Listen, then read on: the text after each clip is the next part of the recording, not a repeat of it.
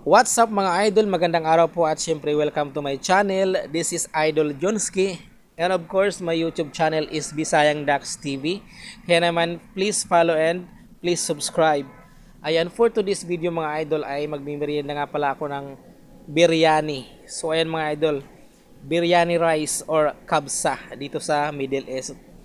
Ayan, napakasarap po, napakayami ng pagkain ito. Kaya naman, maraming salamat Papa G at maraming salamat din sa aking boss na nagbigay sa akin ng food for today's video. So ayan, kung bago ka pa lang sa aking channel, huwag mong kalimutan mag-like, follow and subscribe at syempre paki-share na rin po ng aking video kung nagustuhan mo. Ayan, shoutout nga pala sa lahat ng mga nakatikim na or nakakain na ng biryani. So ayan mga idol, tingnan nyo pa lang oh.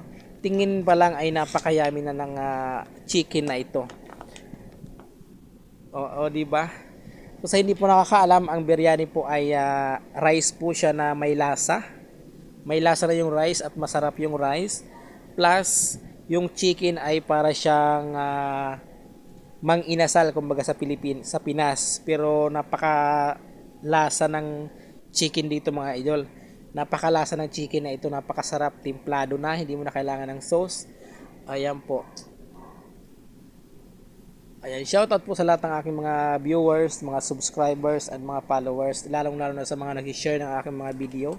So ayun mga idol, tingnan nyo yung yung manok ay napakasarap at ayan, tingin pa lang ay napaka-delicious na. And maraming salamat ulit Papa G at sa aking boss na nagbigay ng food na ito.